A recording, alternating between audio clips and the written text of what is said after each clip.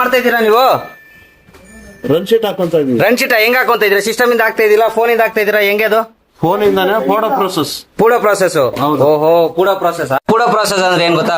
IPC ಇಂದ ನಮ್ಮ ಹೆಸರಲ್ಲಿ ಬ್ಯಾಗ್ ಬಂದಿರುತ್ತೆ. ನಾವೇನಿಲ್ಲ, ಬ್ಯಾಗ್ ನ ರಿಸೀವ್ ಮಾಡ್ಬಿಟ್ಟು ಅವ್ರ ಹೆಸರಲ್ಲಿ ರನ್ ಶೀಟ್ ಹಾಕಿದ್ರೆ ಅವ್ರ ಬ್ಯಾಗ್ ಅಲ್ಲಿ ಏನೇನ್ ಶಿಪ್ಮೆಂಟ್ ಬರುತ್ತೆ ಪ್ರತಿಯೊಂದು ಶಿಪ್ಮೆಂಟ್ ಸ್ಕ್ಯಾನ್ ಮಾಡ್ತಾರೆ ಫೋನ್ ಇಂದಾನೆ ಸ್ಕ್ಯಾನ್ ಮಾಡ್ಬಿಟ್ಟು, ಇವಾಗ ಇನ್ ಕೇಸ್ ನೋಡಿ ಇದು ಇವ್ರ ಹೆಸರಲ್ಲಿ ಬಂದಿದೆ, ಇವ್ನು ಹೋಗೋದ್ ಬಂದ್ಬಿಟ್ಟು ವಿಡ್ಸರ ಅನ್ಕೊಳ್ಳಿ, ಎಕ್ಸಾಂಪಲ್ ವಿಡ್ಸರ ಒಂದೇ ಏರಿಯಾ ಕೊಡ್ತೀರಿ ಡೆಲಿವರಿ, ಇದು ವಿಡ್ಸರ ಬಂದಿರುತ್ತೆ. ವಿಡ್ಸರ ಬಂದಿದ್ರೆ ಅವನು ಎಕ್ಸೆಪ್ಟ್ ಮಾಡ್ಕೊಂತಾನೆ, ಅವ್ನಿಲ್ಲ ಅಂದ್ರೆ ಸ್ಕ್ಯಾನ್ ಮಾಡ್ಬಿಟ್ಟು ರಿಜೆಕ್ಟ್ ಮಾಡ್ತಾನೆ.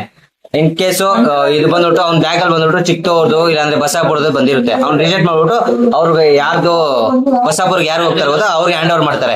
ಸೊ ಇದನ್ನ ಬಂದ್ಬಿಟ್ಟು ಪೂಡೋ ಪ್ರಾಸೆಸ್ ಅಂತ ಹೇಳ್ತಾರೆ. ಅರ್ಥ ಆಯ್ತಲ್ಲ? ಇವಾಗ ಪೂಡೋ ಪ್ರಾಸೆಸ್ ಇಷ್ಟನಾ ನಿಮ್ಗೆ? ಮೊದಲು ಡೈರೆಕ್ಟ್ ರಿಸೀವ್ ಮಾಡ್ತಿದ್ರಲ್ಲ ಆ ಸಿಸ್ಟಮ್ ಇಷ್ಟನಾ ನಿಮ್ಗೆ? ನಮ್ಗೆ ಫೋಟೋ ಪ್ರೋಸೆಸ್ ಇಷ್ಟ. ಪೂಡೋ ಪ್ರಾಸೆಸ್ ಇಷ್ಟನಾ? ಸಿಸ್ಟಮ್ ಇಂದಾನೆ ಡೈರೆಕ್ಟ್ ರನ್ ಶೀಟ್ ಹಾಕ್ತಿದ್ರಿ. ಅವಾಗ ಏನಾಗ್ತಿದ್ರೆ ತುಂಬಾ ಲೇಟ್ ಆಗ್ತಿತ್ತು OFD ಮಾಡಕ್ಕೆ. ಬಟ್ ಇವಾಗ ಪೂಡೋ ಪ್ರಾಸೆಸ್ ಬಂದಿದ್ಮೇಲಿಂದ ಏನಾಗುತ್ತೆ ಅಂದ್ರೆ ಬೇಗ ಆಗುತ್ತೆ. ಒಂದೇ ಸಲ 4 ಜನ ಆದ್ರೂ ಆಗ್ಲಿ, 5 ಜನ ಆದ್ರೂ ಆಗ್ಲಿ, 10 ಜನ ಇರ್ಲಿ, ಒಂದೇ ಸಲ ಸ್ಕ್ಯಾನ್ ಮಾಡ್ಕೊಂಡು ಬೇಗ ರನ್ ಶೀಟ್ ಆಗಿ ಮಾಡ್ಕೊಬಹುದು.